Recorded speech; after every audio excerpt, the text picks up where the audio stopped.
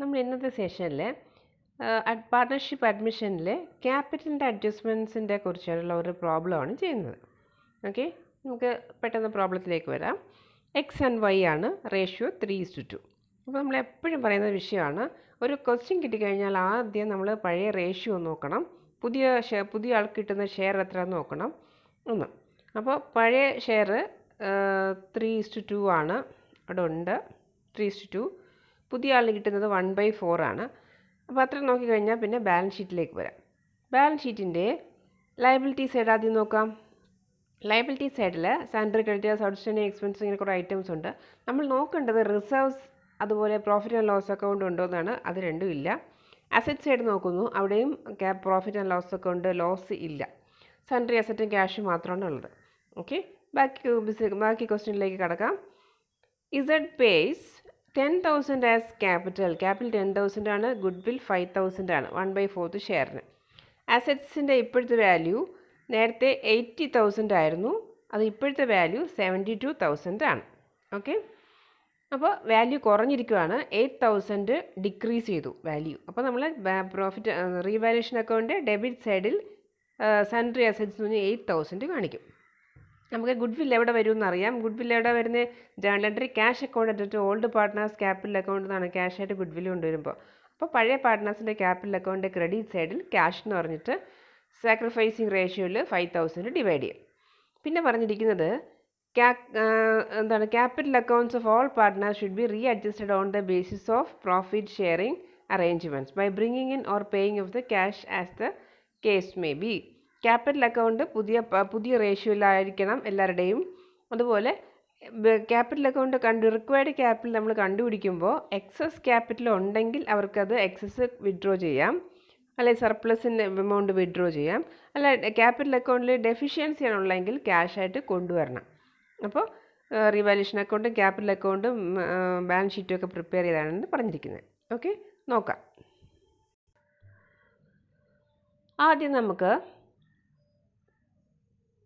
നമുക്ക് new ratio കണ്ടുപിടിക്കാം. Okay, old ratio 3:2 ആണ്. ഓക്കെ, 3:2 ആണ്. പുതിയ ആളുടെ ഷെയർ 1/4 ആണ്. അപ്പോൾ റിമൈനിങ് പോർഷൻ കണ്ടുപിടിച്ച് 1 - 1/4 3/4 ആണ്. പിന്നെ എക്സിൻ്റെ ന്യൂ ഷെയർ കണ്ടുപിടിക്കാൻ 3/4 ഇൻറ്റു അയാളുടെ പഴയ ഷെയർ, ദാറ്റ് ഈസ് 3/5. അപ്പോൾ നമുക്ക് എക്സിൻ്റെ ന്യൂ ഷെയർ 9/20 കിട്ടും. വൈൻ്റെ ന്യൂ ഷെയർ അതുപോലെ 3/4 ഇൻറ്റു പഴയ ഷെയർ 2/5 ആണ്. അപ്പോൾ 6/20 കിട്ടും. അതുപോലെ ഇസഡിനെയും കൂടെ അതേ ബേസിൽ ഡിനോമിനേറ്റർ സെയിം ആക്കാൻ വേണ്ടി 1/4 ആണ് ഇസഡിൻ്റെ ഷെയർ. അപ്പോൾ അയാളെ ഡിനോമിനേറ്റർ 5 കൊണ്ട് മൾട്ടിപ്ലൈ ചെയ്താൽ 20ലേക്കാവും. അതുപോലെ ന്യൂമറേറ്ററിൽ 5 കൊണ്ട് മൾട്ടിപ്ലൈ ചെയ്യണം. അപ്പോൾ 1 × 5 5, താഴെ 4 × 5 20 ആയി. New ratio = 9:6:5. അപ്പോൾ ന്യൂ റേഷ്യോ കണ്ടുപിടിച്ചു. സാക്രിഫൈസിങ് റേഷ്യോ നമ്മൾ കണ്ടുപിടിക്കുമ്പോൾ 3:2 തന്നെ വരും. കാരണം ഓൾഡ് പാർട്ട്നേഴ്സിൻ്റെ ഷെയർ നോക്കൂ, 9:6 ആണ് ഓൾഡ് പാർട്ട്നേഴ്സിൻ്റെ. അപ്പോൾ അത് കട്ട് ചെയ്ത് നോക്കുമ്പോൾ എത്ര വരും? 3 വെച്ച് കട്ട് ചെയ്യുമ്പോൾ 3:2 തന്നെ വരും. ഓക്കെ, 9:6 എന്ന് പറയുമ്പോൾ 3:2 തന്നെ വരും. അപ്പോൾ റിലേറ്റീവ് റേഷ്യോയിൽ വ്യത്യാസം ഇല്ലാത്തതുകൊണ്ട് sacrifice ratio will be equal to old ratio. അപ്പോൾ സാക്രിഫൈസിങ് റേഷ്യോ 3:2 തന്നെ വരും. ഓക്കെ, നമുക്കിനി റിക്വയർഡ് ക്യാപിറ്റൽ കണ്ടുപിടിക്കാം. അപ്പോൾ പുതിയ റേഷ്യോ കണ്ടുപിടിച്ച് കഴിഞ്ഞാൽ പാർട്ട്നേഴ്സിന് ഇനി ഓൾഡ് പാർട്ട്നേഴ്സിന് ഇനി എത്രയാണ് റിക്വയർഡ് ക്യാപിറ്റൽ എന്ന് കണ്ടുപിടിക്കണം. അതിന് വേണ്ടിയിട്ട് നമ്മൾ നോക്കാം. 1/4 ഷെയറിന് ഇസഡ് കൊണ്ടുവരുന്ന ക്യാപിറ്റൽ 10,000 ആണ്. അങ്ങനെയാണെങ്കിൽ total capital of the firm എങ്ങനെ കണ്ടുപിടിക്കും? 10,000 × 4/1, that is total capital of the firm 40,000 ആണ്. ഇനി എക്സിന് അതിൽ എത്ര വേണം? അയാളുടെ ന്യൂ റേഷ്യോ അനുസരിച്ച് കണ്ടുപിടിക്കുമ്പോൾ ടോട്ടൽ ക്യാപിറ്റൽ 40,000 ഇൻറ്റു 9/20. അപ്പോൾ കിട്ടുന്നത് 18,000 ആണ്. ഇനി ക്യാപിറ്റൽ അക്കൗണ്ടിൻ്റെ ബാലൻസ് ഉണ്ടായിരിക്കേണ്ടത്. That is required capital of X = 18,000. Y's required capital = 40,000 into അയാളുടെ ഷെയർ 6/20, ദാറ്റ് ഈസ് 12,000. അപ്പോൾ നമ്മൾ മനസ്സിലാക്കണം, റിക്വയർഡ് ക്യാപിറ്റൽ കണ്ടുപിടിക്കുന്നത് അവരുടെ ക്യാപിറ്റൽസ് എല്ലാം ന്യൂ റേഷ്യോയിൽ അനുസരിച്ചായിരിക്കണം എന്ന് പറയുന്നുണ്ട് ക്വസ്റ്റ്യനിൽ. അപ്പോൾ നമ്മൾ റിക്വയർഡ് ക്യാപിറ്റൽ കണ്ടുപിടിച്ചാൽ അതായിരിക്കണം ഇനി മുതൽ ക്യാപിറ്റൽ അക്കൗണ്ടിൻ്റെ ബാലൻസ് ആയിട്ട് വരേണ്ടത്. എന്നിട്ട് നമ്മൾ ബാലൻസ് ചെയ്ത് നോക്കുമ്പോൾ എക്സസ് ഉണ്ടെങ്കിൽ വിഡ്രോ ചെയ്യാം, ഡെഫിസിറ്റ് ആണെങ്കിൽ കൊണ്ടുവരണം. ഓക്കെ, നോക്കാം. റീവാലുവേഷൻ അക്കൗണ്ട് നോക്കാം. നോക്കാം, നമുക്ക് റീവാലുവേഷൻ അക്കൗണ്ട് ഉണ്ട്.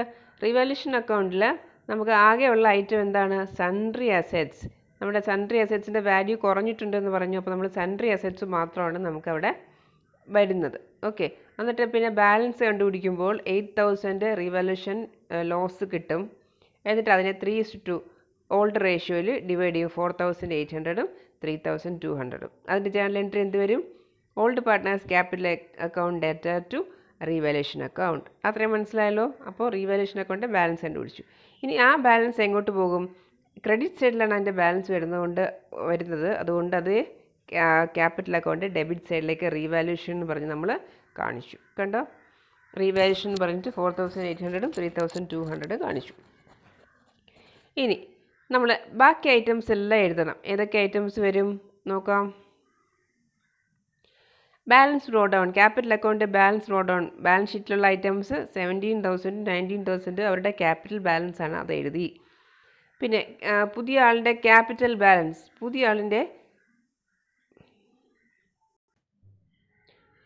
ആളിൻ്റെ ക്യാപിറ്റൽ ബാലൻസ് 10,000 ഉണ്ട്. 10,000 ഉണ്ട് ക്യാപിറ്റൽ ബാലൻസ്. ഓക്കെ, എന്നിട്ട് ഗുഡ്വിൽ 5,000 ഗുഡ്വില്ലാണ്. അപ്പോൾ ക്യാഷ് അക്കൗണ്ട് എടുത്തിട്ട് ഓൾഡ് പാർട്ട്നേഴ്സാണ്. ഗുഡ്വിൽ 3,000 2,000 ആ സാക്രിഫൈസിങ് റേഷ്യോയിൽ ഡിവൈഡ് ചെയ്തിട്ടുണ്ട്. ഒരാൾക്ക് 3,000 ഒരാൾക്ക് 2,000 അങ്ങനെ ഡിവൈഡ് ചെയ്തിട്ടുണ്ട് അവിടെ. റൈറ്റ്. ഇനി നമുക്ക് ഡെബിറ്റ് സൈഡിലേക്ക് പോകാം. നമ്മൾ റീവാലുവേഷൻ അക്കൗണ്ട് കാര്യം നമ്മൾ പറഞ്ഞല്ലോ. റീവാലുവേഷൻ അക്കൗണ്ടിൽ ലോസ് നമ്മളിങ്ങോട്ട് കൊണ്ടുവന്നു. പിന്നെ ഉള്ള എന്താണ് ശ്രദ്ധിച്ച് നോക്കൂ. നമ്മൾ ക്യാപിറ്റൽ അക്കൗണ്ട് റിക്വയർഡ് ക്യാപിറ്റൽ കണ്ടുപിടിച്ച എമൗണ്ട് ഇവിടെ എടുത്തെഴുതി. അത് അതുപോലെ കൊണ്ടുവരണം. അത് ബാലൻസ് അല്ല. സോറി, ഈ വ്യക്തിക്ക് ഇല്ല. അതായത് ന്യൂ പാർട്ട്ണർക്ക് റിക്വയർഡ് ക്യാപിറ്റൽ വേണ്ട. പഴയ 2 പാർട്ട്നേഴ്സിനും 18,000 12,000 റിക്വയർഡ് ക്യാപിറ്റൽ നമ്മൾ കണ്ടുപിടിച്ചാണ് അത് എഴുതണം. നമ്മൾ പ്രത്യേകം ശ്രദ്ധിക്കേണ്ട കാര്യം എന്താണ്?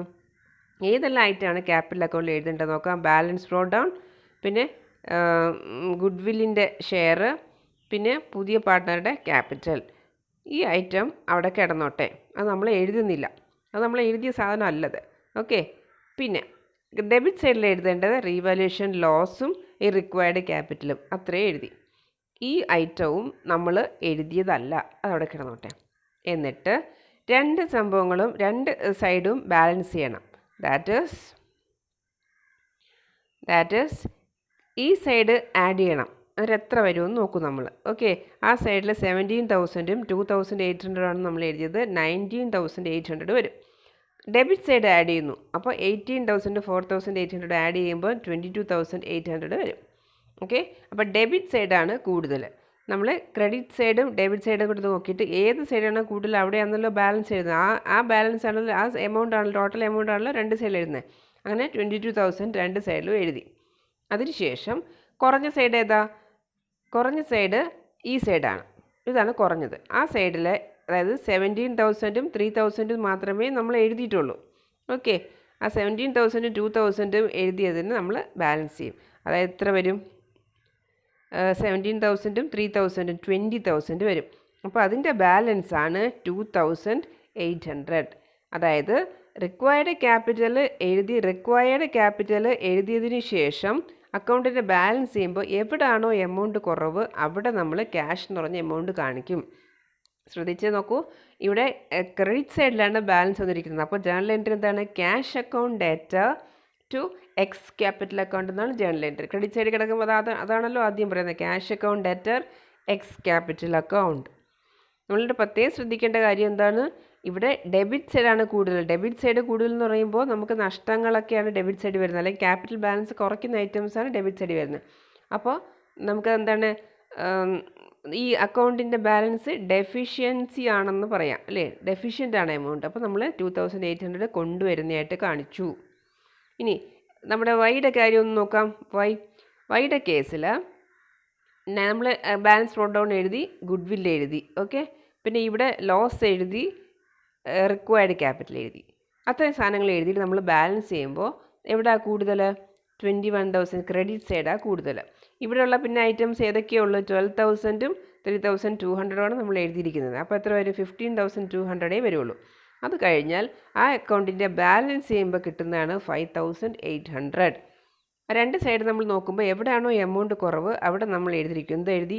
ക്യാഷ് എന്ന് പറഞ്ഞിട്ട് എമൗണ്ട് 5800 എഴുതി. ഓക്കെ, നമ്മൾ തെറ്റിദ്ധരിക്കരുത്. അതായത് നമുക്ക് റിക്വയർഡ് ക്യാപിറ്റൽ നമ്മൾ കണ്ടുപിടിച്ച് ഡയറക്റ്റായിട്ട് എഴുതുന്നു.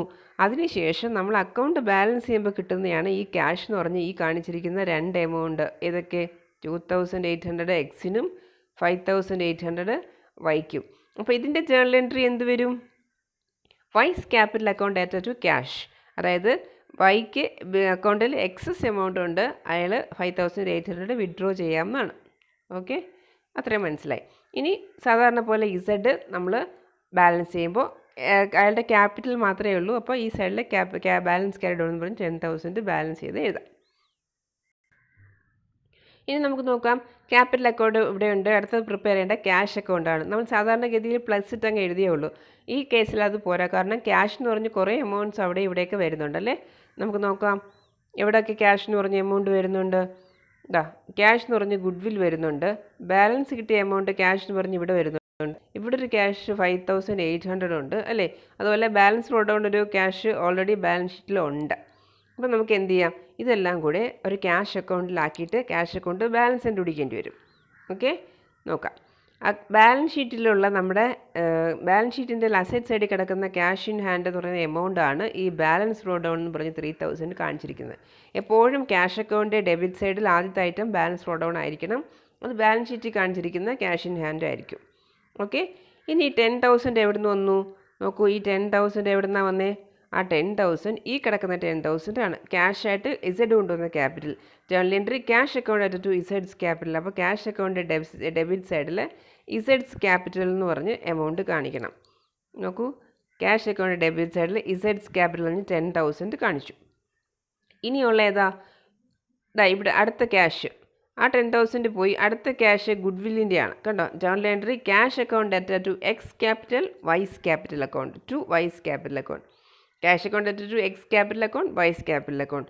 അതുപോലെ ഇവിടെ ക്യാഷ് അക്കൗണ്ട് ഡെബിറ്റ് സൈഡിൽ X capital account 3,000 Y's capital account 2,000 വന്നു. കണ്ടോ, ഇനി ക്യാഷ് എവിടെയാണ് ഉള്ളത്?